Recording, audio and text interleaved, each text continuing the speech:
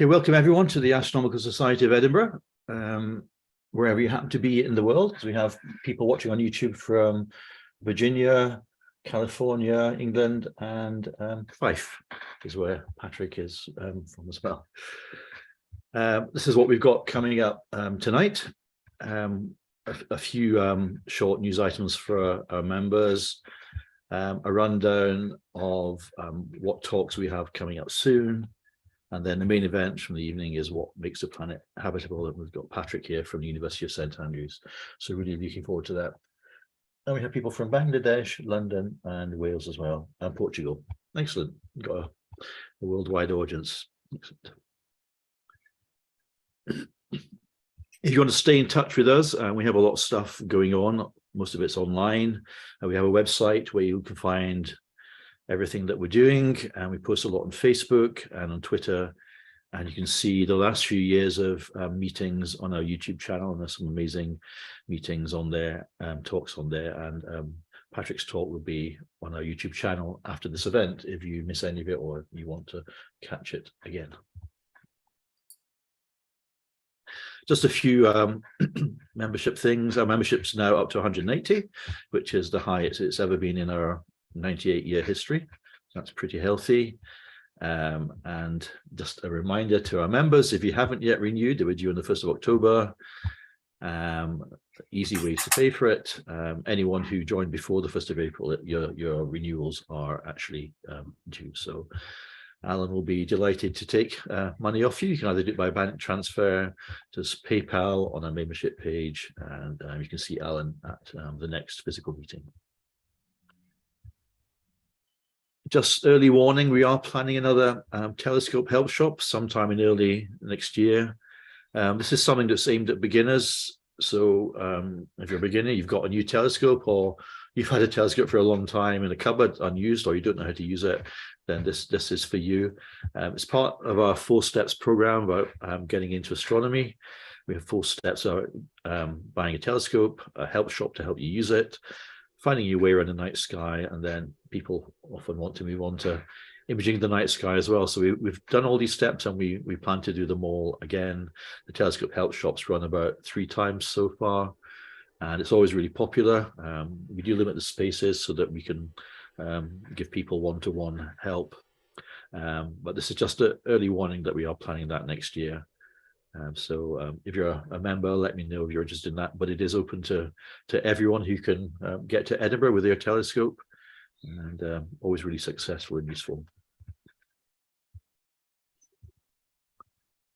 These are the talks we have coming up. We have quite a lot planned into next year, but these are the next few. So at the beginning of December, the 2nd of December, Dr. Indranil Banik from St Andrews will be telling us about new theories of gravity going beyond Einstein, and that will be in person at the Augustine United Church George IV Bridge in Edinburgh, but we'll also have that online. And we do our meetings on Zoom for ASC members and on YouTube for everyone else, and visitors are always welcome either in person or online. On the 7th of December, we have our monthly imaging and observing group. That is for members only. On the 16th of December, an online-only talk exploring the visible cosmos through island universes from Dr. Jennifer Millard. The first talk of 2023 is Claiming the Sky Back, the problem with all the satellites and debris that's going around in space. And Ria Urban, who is one of our members and a space journalist, will be telling us about that, and that will be in person and online. And on the 20th of January, Hearing the Light, Astronomy Data Sonification from Clara Bresser, and that's online only. I don't know if you saw any of the James Webb images that have been sonified, I suppose that's the word, but it was rather amazing actually. So looking forward to that one. As I said, we've got talks all the way planned all the way through 2023. So visitors are always welcome to those. But this is the main event of the evening. So I'm going to stop sharing, and Patrick, if I can hand over to you. So Patrick is from the University of St Andrews, a very amazing university, I have to say. So that's looking forward to hear what you have to say. Thank you. Yes, thank you very much for inviting me. And you should now see my screen. Yeah, that's good. Thank you. Perfect. Yes. So thank you very much for the introduction. I'm a PhD student at the University of St. Andrews, but I'm currently in Graz in Austria. And I'm working on an interdisciplinary project investigating the role of lightning in the atmosphere of exoplanets and early Earth.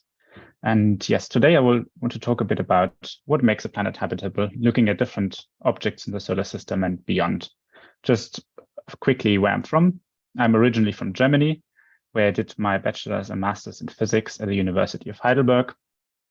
I spent 1 year abroad during that time at the University of Washington in Seattle, where I started to work on the topic of planetary habitability. And then I started my PhD in St. Andrews in 2019, and I just moved to Graz in Austria earlier this year to finish my PhD here. And tonight, over the next 45 minutes or so, I want to take you on a journey where we'll start throughout the solar system. We start at our home planet, Earth, look a bit about what makes Earth special, or how did life start on Earth, then look at our neighboring planets, Mars and Venus, whether they might be habitable or why they are not habitable. Then we move a bit outwards to the icy moons of Jupiter and Saturn, which are very, very interesting, probably the most promising places to look for habitable conditions. And then we will look outside of our solar system. So these are all locations where we found exoplanets over the last 25 years. And we look at a few examples of them and prospects of upcoming space missions. Habitability is the ability of a planet or satellite to harbor and sustain life. This includes both the cases where a planet can just let life survive, or where a planet can actually let life originate on. And there's one major factor that, at least for us, like for life as we know it, is the most important factor that makes a planet habitable. Does anyone maybe have a guess what that could be? Just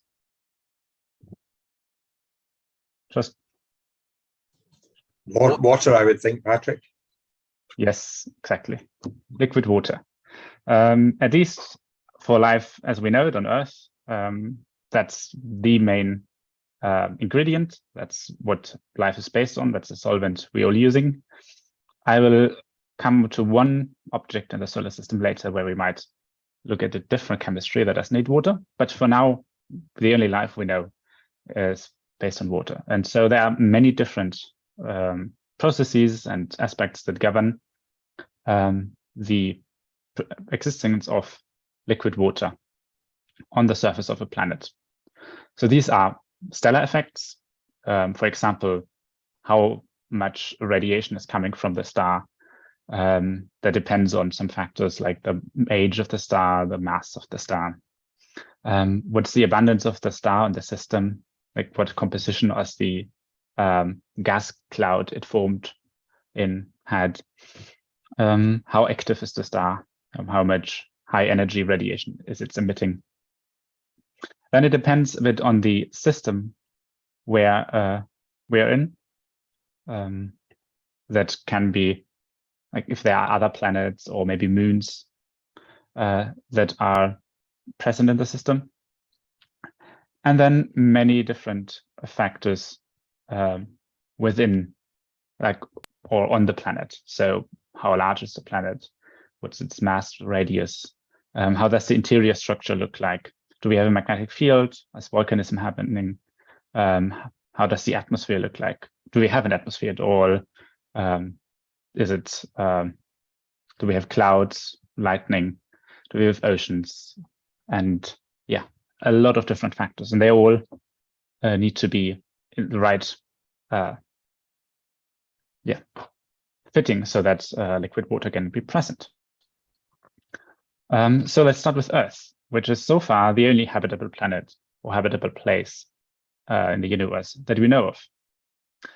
But interestingly, we still don't really know how life started originally on Earth and whether it actually started on Earth. So the main factor why life is possible on Earth is that it's warm enough. on Earth, but not too warm. So we are in the middle of the habitable zone of the sun, which means we are not too close to the stars, so that the temperature was too hot, and we're not far enough away that it's too cold and we just have ice. So yeah, where did life start on Earth? There are like a few different theories, and we still don't really know which one is the true one. Could have started at hydrothermal vents in the deep ocean, could have started in warm little ponds at the Earth's surface, or it could have not originated on Earth at all, but been delivered by meteorites. The idea behind those hydrothermal vents is that you have a high pressure and temperature difference between inside of those hydrothermal vents and the outside ocean, and the material the vents are made of has a lot of different pores, which could act as sort of a protocell, and then they basically detach, and some life. Are the first life forms. The idea behind the warm little pond is that you start collecting materials in a small pond or body of water, which then can react together to form DNA. The question is now, how do we get materials in there? There's been a really interesting experiments already in the 1950s, where they showed that if you have a spark in a certain gas mixture that's connected to your little pond, you can produce different amino acids. So basically, in real life conditions, that would be lightning in an atmosphere. However, they use an atmosphere made up of water, methane, ammonia, and hydrogen, and we now know quite certain that this atmosphere wasn't present on Earth. But we could imagine circumstances where such an atmosphere would be created locally or in time or space, for example, by volcanic eruptions or by impacts. Or we can just deliver the biomolecules, those amino acids, similar molecules, to Earth. And then basically the most up-to-date theory is that somehow these molecules got delivered into a warm water pond, and then over time of cycles of dry and wet, you concentrate your biological material until it forms long enough chains that it's RNA and DNA. But that is enough about how we think life might have started on the Earth. Let's look beyond our home planet. And the first one I want to talk about is Mars. So Mars has been the destination of many missions over the past decades. Recently, with the Perseverance rover, which I can highly recommend following on Twitter. It's not an official account, but it's hilarious. And you might have heard that over the last few years, there were several instances where we found water on Mars. For example, we've with several photos of these slopes here, we could see that these black lines here change shape and form over time, which suggests that there's liquid water trickling down the slope. And we found that beneath the ice caps and the poles, there are actually bodies of liquid water, which is really exciting because on Earth, liquid water is where we find life. But if we go back in the past, so if we look at ancient structures on the surface of Mars, we find evidence of much more liquid water that was present there. So these photos show structures that they look like ancient riverbeds, like we have on Earth. So for example, you have water forming, so canyons in your rock, in your mountains, and then some deposition, like when a river floods into an ocean. And we quite strongly believe that Mars was covered by an ocean a long time ago. So what happened?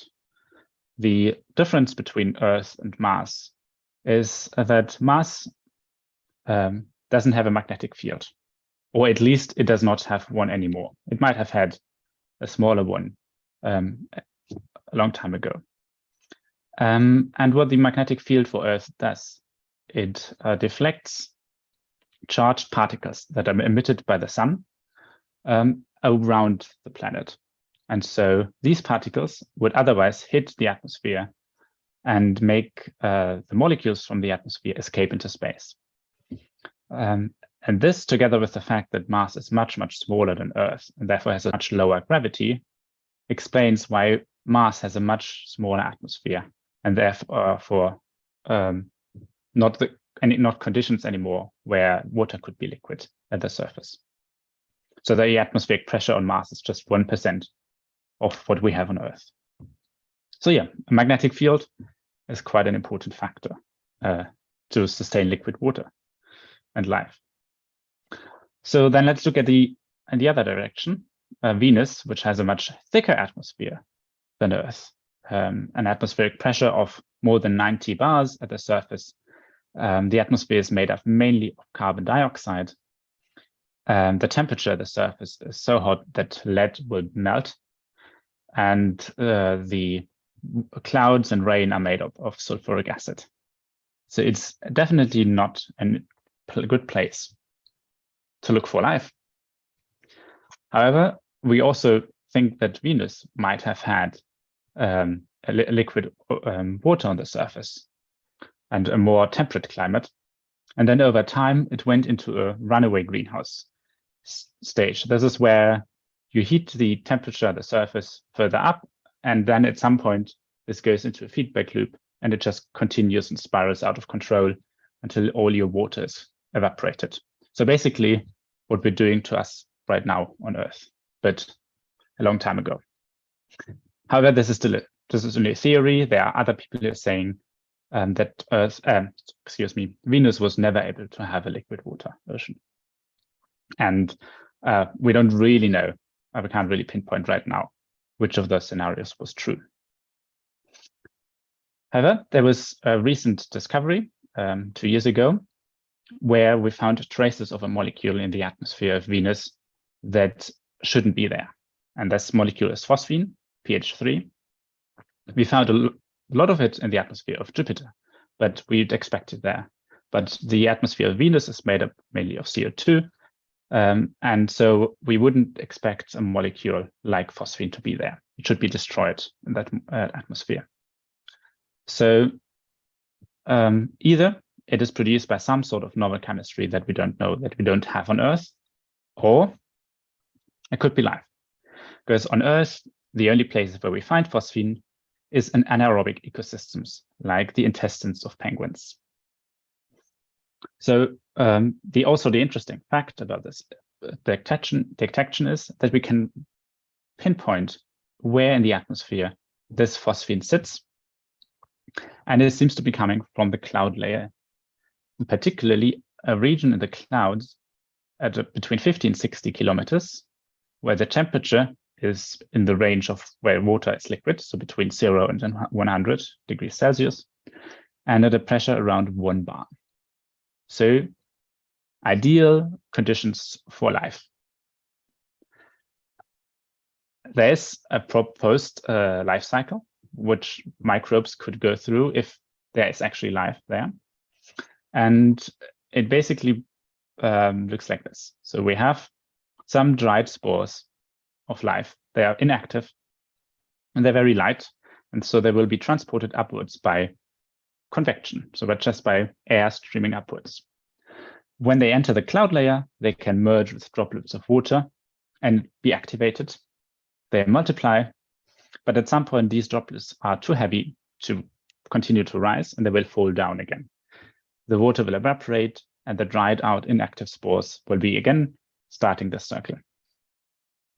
However, we're still in very much unhospitable conditions here, as we're still saturated with sulfuric acid.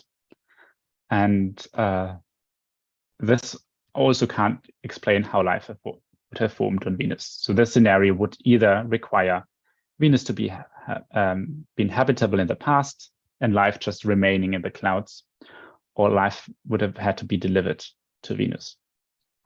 But it's very interesting, and there are currently plans for different types of missions that will fly to Venus and sample the material in the cloud layer.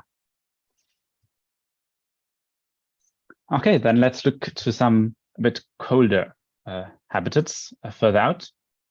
The icy moons of Jupiter and Saturn. Europa is the moon of Jupiter, and Enceladus, the moon of Saturn. And they are quite similar in the way that they're covered by an ice layer. But underneath, there is an ocean. And especially interesting about Enceladus is that it produces those plumes. So these are just fountains of ice and snow that are ejected into space. And so a couple of years ago, NASA and ESA sent a mission to those systems to closer analyze the structure. And so this mission, Cassini-Huygens, was in Saturn's orbit for more than 10 years and analyzed the interior structure of Enceladus, but also flew through the plumes to sample their material. And from that, we know that this structure, basically we have a rocky core, we have a relatively thick ocean layer. Between those, there will be some sort of an interaction. There's heat produced in the core because of tidal interactions between Enceladus and Saturn. So basically, like the Earth and Moon are pulling at each other, which produces the tides on Earth. Enceladus and Saturn are pulling at each other, which stretches and squeezes the rocky core of the Moon, of Enceladus, and that heat makes sure that we have this molten layer, liquid layer of water. And then on top, you have a thin ice shell. So you have places where you could have for the potential for life. There might be some hydrothermal vents, like we have them on Earth, where you'd have temperatures and maybe the ingredients for life. And in those plumes, Cassini-Huygens found methane. And a study from last year found that this methane could be potentially from biotic origin, or if not, then at least from an abiotic but habitable environment, so that even if there's no life, life might be able to be sustained there if we were to drop it. Which also means if we are going to send a mission there that will eventually land and potentially drill through the ice mantle, we need to be careful to not contaminate Enceladus with life from Earth. And then there's one really interesting case. Titan is also a moon of Saturn. And it's slightly different. It's also an icy moon. So it has a rocky core with a liquid ocean and an ice layer. But on top, it has a very thick atmosphere made up mainly of nitrogen. In this atmosphere, there are a lot of organic hazes, which is why it was so hard to actually look in at the surface of this object. But Cassini-Huygens had a module which landed on Titan. And what we found is a surface that looks sort of similar to Earth and Mars. So we have water ice pebbles on some organic material surface. We have sand dunes. So these are sand dunes on Earth. We've had similar ones on Titan. And we have lakes of liquid methane. So that's very different conditions that we have on Earth. Temperatures well below freezing at roughly minus 180 degrees Celsius. But we could theoretically imagine life that doesn't need liquid water, but maybe liquid methane as the solvent. And so there will be also a mission in the next years or decades that will go to Titan and study this environment in more detail. So we've now talked about quite a few of those aspects. We've seen that the mass of the planet is important on whether it can retain an atmosphere, that a magnetic field is quite important, we've seen that maybe life can exist in a cloud layer. And we've seen that also the anisotricity of the orbit or tidal interactions between a planet and its moon can provide enough energy to provide liquid water and potentially habitable conditions. But now let's have a look a bit further away from our system to exoplanets. I just want to give you a short reminder of how we find exoplanets. There are a few different methods. The top here, they are the most important one, the radial velocity and the transit photometry. For the radial velocity, we use the fact that when a planet is moving around the star, it's not just the planet moving, but also the star. So both of them are moving around their common center of mass, which is usually within the radius of the star. So the star will just wobble on its place. But this wobble is enough to stretch and squeeze the light waves that it emits to us. So if the star is moving towards us, the light will be squished and appear like slightly bluer. When it's moving away from us, it will be squeezed, look slightly more red. And from this shift in the wavelength of the light, we can detect the planet. The transit photometry is a bit more intuitive. We'll just look at the star, and when the star passes in front of the planet, we'll just see a dip in the brightness of the planet. And the brightness of the star. And from that, we will know that there's a planet. And then a few more rare methods of finding planets.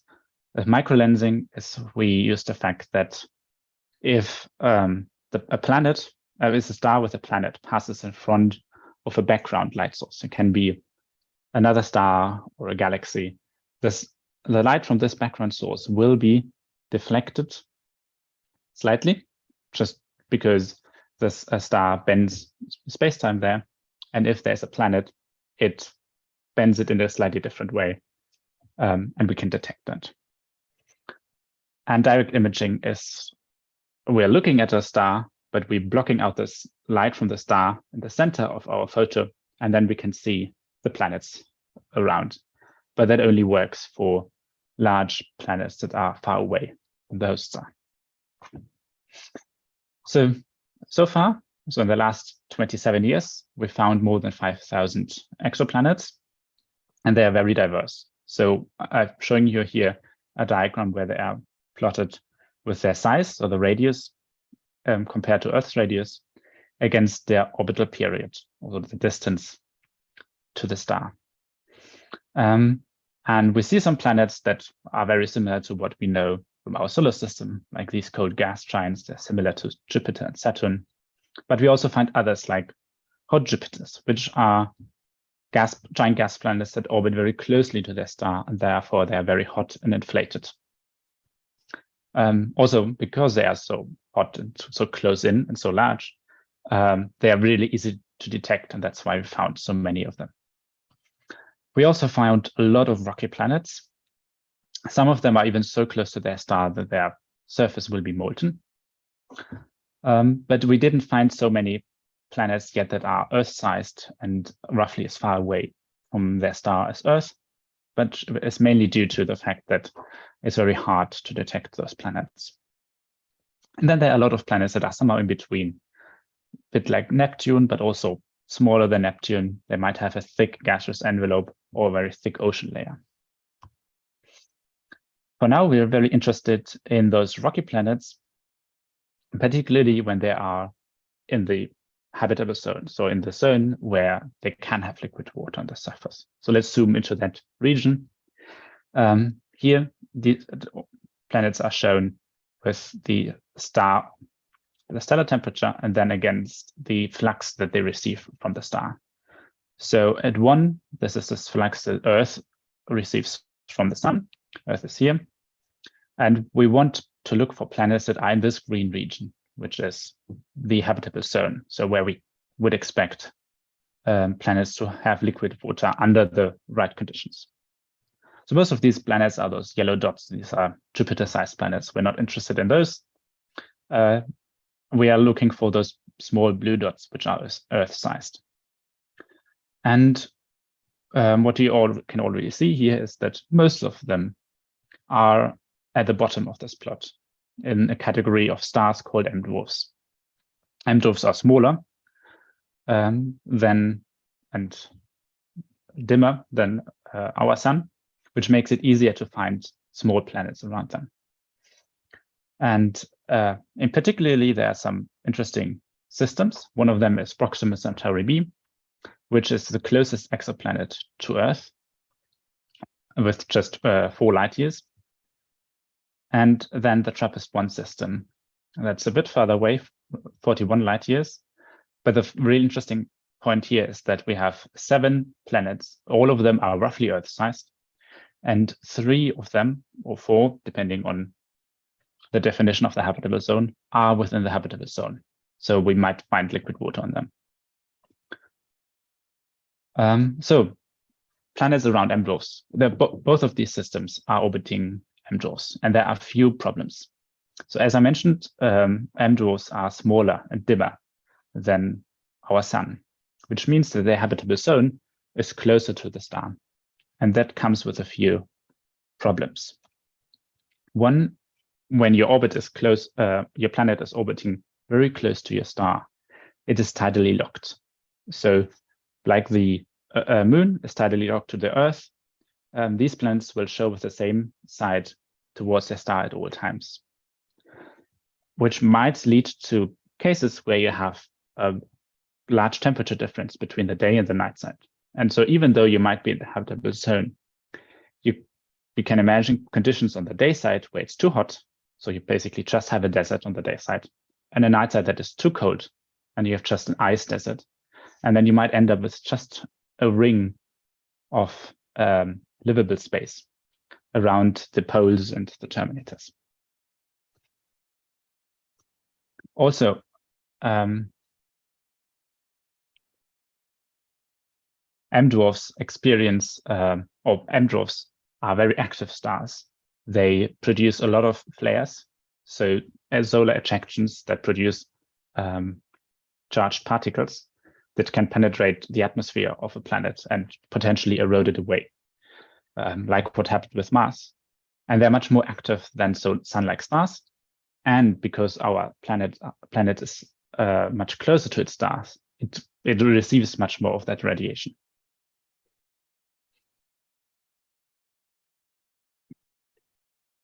So how do we now determine whether an exoplanet is habitable or not? For that, we can't just take a snapshot of the planet, but we also need to understand its history and its evolution up to this point. So it includes many iterations of we're reading papers, we're writing models, we're running simulations, drink a lot of coffee and repeat that, and repeat that and repeat that. So this, for example, is from a recent paper, a review paper, where they tried to look at the evolution of a terrestrial rocky planet over its over time. And each of these steps includes different kinds of physical processes, interactions between molten material and an atmosphere, solidification of your core, of the mantle, impacts, erosion of your atmosphere, atmospheric escape, outgassing of a secondary atmosphere, internal convection, volcanism, more accretion. And each of these processes determines how your planet's atmosphere will look in the end, and will therefore have an effect on whether you have a magnetic field, whether you have liquid water on the surface, whether you have the ingredients that are necessary for life. So I just want to show you this with some examples. If you look back at the TRAPPIST-1 planets, we know from observations, we know really well their mass and their radius, which will gives us an estimate on their density, and therefore an estimate on the water content they have. And this water content is relatively large. So between 8 and 18%, which is much, much larger than for Earth, 100,000 times larger than for Earth. So we expect them to have, for example, a thick water ocean or thick ice layers. Now, we've done some simulations in our group where we studied how a planet evolves during the first few million years of its existence when the mantle is molten. So we have a magma ocean on the surface of the planet. And what happens to this thick water atmosphere? Because somehow the water needs to be there for that we at the later point can measure it in the atmosphere. Oh, sorry, just in the planet. And what happens during this early active stage of the star is that a lot of the water is lost from the atmosphere, but preferentially hydrogen, because the water will be split into hydrogen and oxygen is heavier and therefore less easily removed. So we'll build up a lot of oxygen, hundreds of thousands of bars of oxygen. So maybe we could avoid building up so much oxygen if the water was delivered at a later point.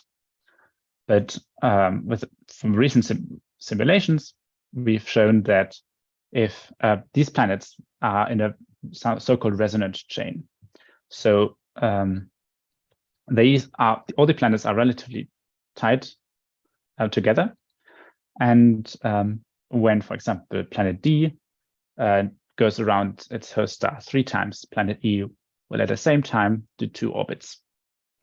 So there's a lot of interaction happening between these planets. And from those interactions, we now can calculate how much material we can throw onto those planets before this chain breaks and everything just falls apart. And because the only way to deliver water to a planet after it has formed is by throwing material on it, we can get an upper limit on how much water can be delivered to this planet. And we find that the amount of water we could deliver is not enough to explain how much water there is. So this suggests that the planet underwent a water-rich magma ocean phase and should therefore have a lot of oxygen in its atmosphere. And now, basically, we have to go through all these aspects and all time steps in the planet's evolution and look at each of them and model to see with what atmosphere we'll end up. So that seems like a very complicated way to determine whether a planet is habitable or not. So is there maybe an easier way? And for that, we look again to our penguin intestines. Because what if we find life to be present? Anything that indicates that life is there would suggest that the planet is habitable. And we don't really need to worry about all of these other things. And to figure out whether gas is in the atmosphere of a planet that could be explained by life, we will look again at the light from the star, but now, like for the transit method, but now we look at it with different wavelengths. So if there's a certain gas in the atmosphere, it will absorb the light at a certain wavelength. And at this wavelength, the planet will appear larger than at other wavelengths where the light from the star is not absorbed. So we will measure the light from the star through the planet at different wavelengths, and then we'll get a spectrum. And the spectrum can look like this. So this would be how Earth would look if we were to put Earth around an M dwarf. So we can see quite a lot of peaks. For example, ozone. These are produced by oxygen, O2, then some peaks produced by methane, CO2, some water features, more methane and ozone and CO2. So this would be sort of a smoking gun. There's no question that this would be produced by life. But usually, or probably, it's not that easy. So what gases do we maybe look for? The first one would be oxygen, as oxygen is the most abundant gas on Earth that is produced by life. So if we look at an atmosphere and we find Earth-like conditions with oxygen, ozone, water, CO2, and some methane, that's very clearly suggest that this is produced by life. But as we just talked about a bit earlier, with those planets that lose a lot of water, they might build up a lot of oxygen in the atmosphere. So there are cases where we find oxygen in the atmosphere of a planet, but there's no life present. So we have to be careful. A different gas we might be able to look for is nitrous oxide, N2O. N2O on Earth is produced by life. So you could imagine that if we find it somewhere, this suggests that there's life. But it could, in theory, be produced by other processes. If you have a young, very active star and a lot of lightning, for example, happening in the atmosphere, we can imagine to produce a lot of N2O. But lightning will also produce other molecules like NO2 or HNO3. So if we find N2O and NO2 in the atmosphere, we could rule out that this is a biosignature, or at least we could not assume that it is a biosignature. So it seems N2O is pretty good biosignature, but it might not be produced abundantly enough to be detectable. So another prime candidate is methane. Methane was the molecule produced by life on the early Earth before oxygen, so photosynthesis, was developed. So if we find an atmosphere with CO2 and CH4, like on early Earth, that could be interpreted as life. But there are quite a few of other cases where we could imagine methane being produced.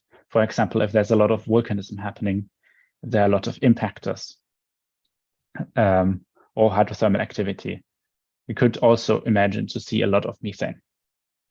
So eventually we'll probably look at cases where we find a combination of different molecules rather than just one specific gas.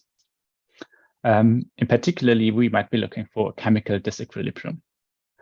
A chemical disequilibrium means that our gas is in a composition that we would not expect to be present over a long time. So if we chuck some N2, O2, and CH4 into a box and let it sit for a lot of time, then we would expect in the end to find N2, water, and CO2. So this combination of N2, O2, and CH4 is a disequilibrium.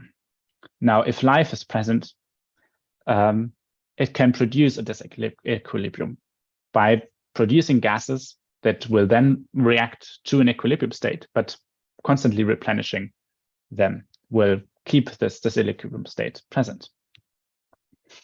So for example, this CO2 and CH4 combination that we found on had on the early Earth would be such a disequilibrium.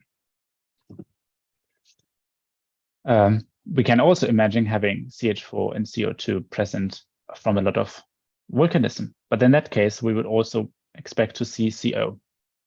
And carbon monoxide is now treated as an anti-biosignature because it's a very good source of free energy. So imagine you're having at your local university department, and you put out plates of cookies, and after a day, these cookies are still there. Then you will know that there are no students around. And the same is with this planet. If you put CO in the atmosphere and it sticks around, you shouldn't expect to find life there because life would immediately make use of this free carbon and this free energy from the CO. However, we still need to be careful. Last year, we showed with a study that you can actually have methane, CO2, and water without carbon monoxide in equilibrium. There are still a lot of other processes that will remove your atmospheric composition from equilibrium. For example, radiation from the star would destroy your methane. But you need to remain careful and always calculate all the different possibilities in which your gases could be present before you can say that something is a biosignature or not. So yeah, maybe it is actually not that much easier, but it is at least a different way we can look at planetary habitability. So how does this then look in the context of observations? Well, recently, nearly a year ago, JWST was launched, and we've seen since then quite a few very pretty images. But you might also remember that one of the first images released was the spectrum from the hot gas giant exoplanet WASP-96b, where we found features that are explained by water being present in the atmosphere. Now, water in the atmosphere of a hot gas giant is not necessarily good news for life, because we still wouldn't expect life to be present in such conditions, in such an atmosphere. But we will hopefully get more data for planets that are more interesting. So JWST will observe planets like the TRAPPIST-1 system, but likely its resolution is not good enough to get us a lot of information about such small planets. So we will likely have to wait for the next missions. They're currently in planning. One idea is the Habitable Exoplanet Observatory, HABEX, which basically uses a huge star shield that blocks out the light from the star and only lets the light from the exoplanet through. Or the large UV optical infrared survey, LUVOIR, which looks like a scaled up version of JWST, but also covering then optical and infrared wavelengths. And it looks like right now that the next flagship mission will be some sort of a combination of those two, but that will probably take another few decades to come. Thank you very much. Thank you, Patrick. That was really interesting. Before we move on to questions, can we thank Patrick for his talk, please?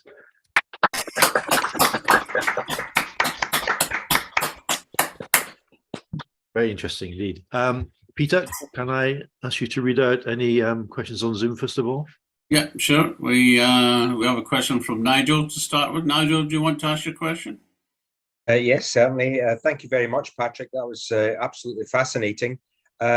My question was, you mentioned the discovery of phosphine in the atmosphere of Venus, and I've read that there are a number of people who are suggesting that Venus may be a better target for a manned mission than Mars because it's closer, and we've detected the detection of phosphine in the atmosphere. What would be your view on that? Would you rather we go to Venus ahead of Mars, or the other way about?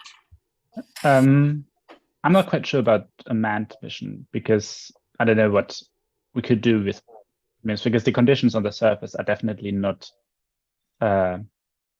able to support life, and it would be also a lot of pressure on, literally pressure on the astronauts we're sending there to be under those conditions. I definitely favor a mission to the atmosphere on the cloud deck of Venus, though not necessarily manned, but just some mission to sample the atmosphere. It's the problem, even though it might be closer than Mars, it's actually harder to fly in the direction of the sun, because you'll gain a lot of speed by just reducing your potential energy by getting closer to the sun. And so it's harder to reach the inner planets than it's to reach the outer planets. But yeah, well, I'm definitely in favor of sending something there, because we also are not 100% certain that it's actually phosphine that we observed, or how much of it is there. So yeah, sending a mission there will hopefully provide us with some answers. Thank you. Okay, and then we have Jonathan Smith. Do you want to ask your question, Jonathan? Yes. First off, thank you. That was an excellent talk. My question is, do you think there would be life on Earth if we didn't have the moon? If the moon hadn't created the tides and mixed up the oceans and the lands, and if the impact that created the moon hadn't tilted us on our orbit? I feel like I should know a better answer to that, because I think I've heard or read somewhere that without the moon, life would not be possible on Earth. But I'm not quite sure about the reasons. I should read up on this better. And but yeah, I think I've heard that it's definitely an important factor, and that without it, life on Earth wouldn't be there. Okay, thank you. Mark, could you ask your question? Yeah, thank you, Patrick. That's really good. We hear that the building blocks of life are sort of everywhere, in the solar system, on comets, on moons, on planets, and so on. Am I right in thinking we still don't know how we get from those building blocks to actual life? There's still no real answer to how that happens. Yes, there are a few people working on how to get to from those building blocks to RNA, but there are a lot of problems or a lot of factors that need to be fulfilled. So, for example, if you have your wet dry cycle in your pond, you always have the problem of UV radiation hitting, like destroying any larger molecules that you're producing, because we didn't have an ozone layer back then. If you were to go to the deep sea hydrothermal vents, you don't have UV radiation there, but you'll have a much larger volume of water where your molecules get mixed up. And it seems we don't have a complete theory yet that explains all the way.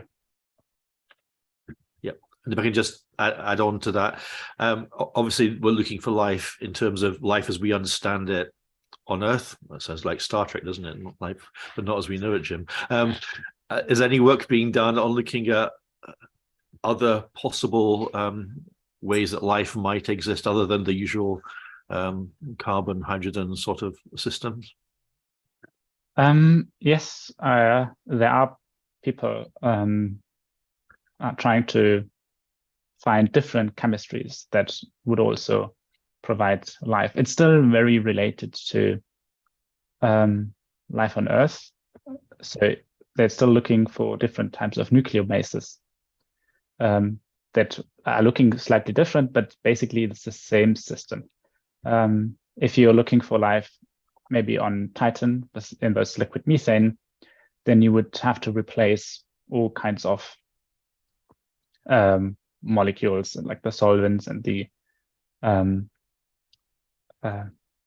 metabolism. But yeah, I don't know where the where the status of research on that kind of life is right now. Yeah. Okay. Thank you. That's all from me. Will, anything from YouTube? Yeah, that was excellent talk, and there's been lots of praise how good the talk is. So everybody's been really happy. There was one kind of well, there's been a few questions. It kind of answered, I think, from the question you gave, Mark. But is Roger asks about water. Is there possible to imagine something else than water being absolutely necessary for life? Yes, so, and ideally you need some sort of probably liquid that is a solvent for the molecules that form life. You could have like liquid methane, that would be a different form, a different liquid. I'm sure there are other options. You need to be, I think the water is ideal because it's,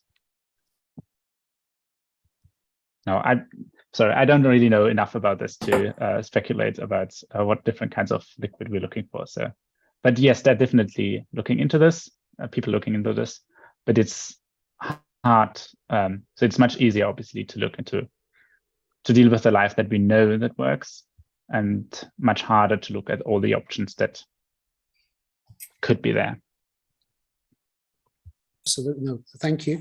And I've got to just use one more from Karen Martin.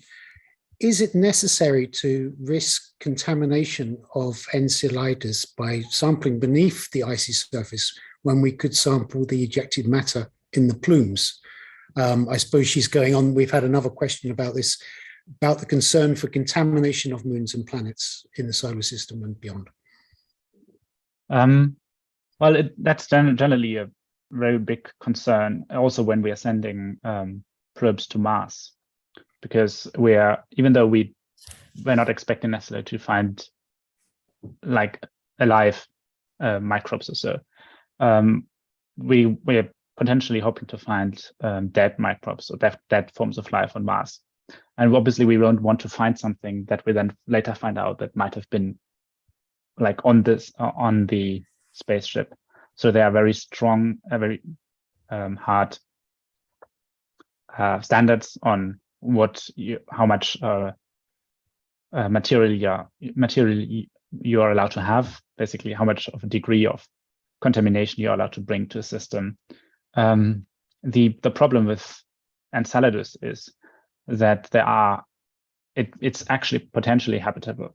So it's not just contaminating it with dead life from Earth that is just there. It might be populating a system where life could then thrive and then would lead to even more contamination in the later run. So I don't know whether it will be enough to sample the plumes. I don't think so, because at the point when the plumes leave the ice surface, they are completely different. It's much colder, there's much less pressure.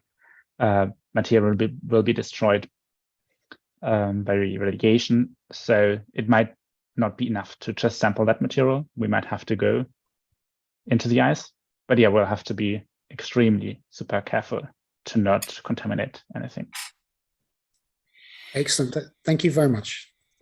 Andrew, you have made a comment about a book to read.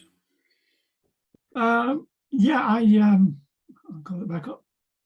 I came across this one, A Zoologist's Guide to the Universe. And it's a fascinating take on what sort of biology would survive. So have a look. Okay, thank you very much. Can we thank Patrick again for his talk, please?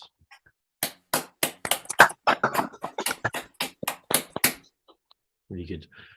This talk will be on our YouTube channel afterwards as well. If you want to catch up again and go over it again, there's lots of interesting stuff in there I need to catch up on. Our next talk will be on the 2nd of December, and it's one of Patrick's colleagues from St Andrews, Dr. Indranil Banik, about new theories of gravity. So that should be really interesting. And you can either visit us in person in Edinburgh or watch it online as usual. But, that's all from us tonight. So thank you very much. Thank you, Patrick, and thank you everyone for joining us.